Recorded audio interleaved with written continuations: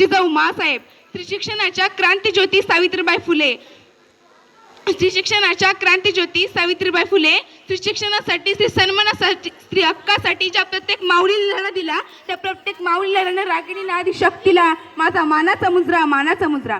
अहो झोपेचं सोंग घेतलेल्यांना उठवावं कसं, बैरेपणा चढून घेतलेल्यांना सुनवावं कसं.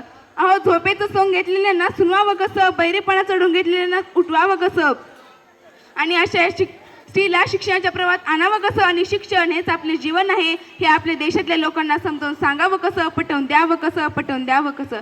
खरंच आज आपला देश खूप प्रगती करत आहे, प्रगतीच्या वाटचालीस आहे. तरी सुद्धा आपल्या देशात स्त्रीला जेवढं महत्त्वाचं स्थान मिळालं पाहिजे तेवढं नाही मिळत. म्हणूनच एका स्त्रीला म्हणजेच एका लहान मुलीला तिच्या आईच्या गर्भातच मारून टाकलं जायचं. तिच्या जन्माअगोदर तिचं बालपण हिरावून घेतलं जायचं.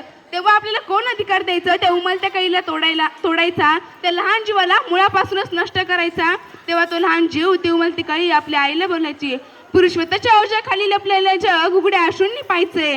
पुरुषवताच्या ओझ्याखाली लपलेलं हे जग उघड्या अश्रूंनी पाहायचे. काळाच्या पडद्यावर रडू नको आई, अगं आई काळाच्या पडद्यावर रडू नको आई, आता मला जगायचंय, आता मला जगायचंय. आपण असं नाही केलं पाहिजे. आपण म्हणतो मुलगा झाला तर चांगलं होईल पण मुलगी नको, पण मुलगा किंवा मुलगी दोन्ही पण देवाचं वरदान म्हणून आपण स्वीकारलं पाहिजे. आपली पुरुषप्रधान संस्कृती ना, रात्री दारू प्यायची आणि बायकोला मारायचं, हीच का आपली पुरुषप्रधान संस्कृती? कुणी सांगेल का मला हीच का आपली पुरुषप्रधान संस्कृती? आणि तरी आम्हाला मुलगाच हवा. मुलगा म्हणजे वंशाचा दिवा, मुलगा म्हणजे कुलदीपक. पण मुलगी तुमच्या वंशाची पण ती नाही का बनवू शकत? तिला पण हक्क आहे जगण्याचा. मुलगा हा एकाच घरचा दिवा, पण मुलगी ही माहेर आणि सासर हे दोन्ही घर तेवत ठेवणारी एक दक्तिकती ज्योत आहे, विसरू नका.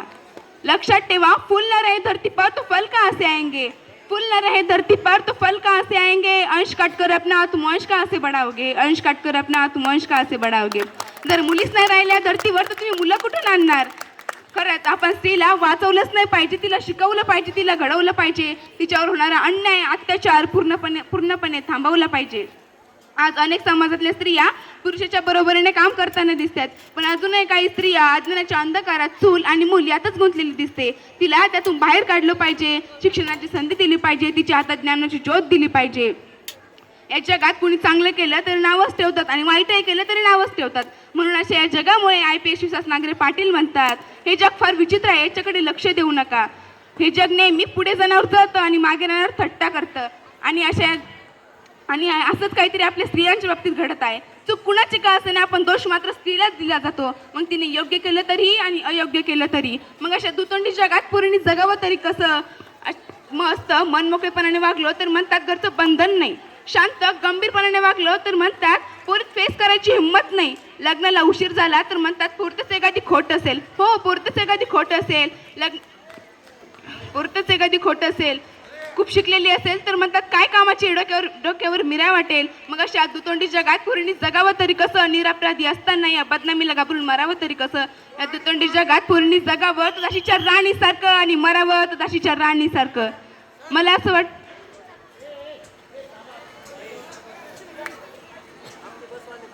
असं वाटतं नेहमी उघड्या डोळ्यांनी पाहिलेली स्वप्न पूर्ण होतात, झाकलेल्या डोळ्यांनी नाही.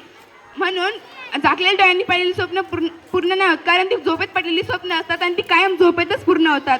म्हणून APJ अब्दुल कलाम म्हणतात, मंजिलें उन्हीं को मिलती है जिनकी सपनों में जान होती है, मंजिलें उन्हीं को मिलती है जिनकी सपनों में जान होती है. यूं पंखों से कुछ नहीं होता, हौसलों से उड़ान होती है, हौसलों से उड़ान होती है.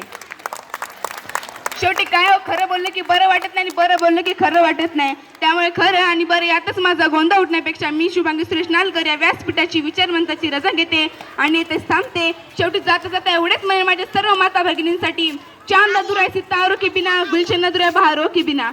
चांद अधूरा है सितारों के बिना, गुलशन अधूरा है बहारों के बिना, सावन अधूरा है बरसातों के बिना, जीना अधूरा एक नारी के बिना, जीना अधूरा एक नारी के बिना.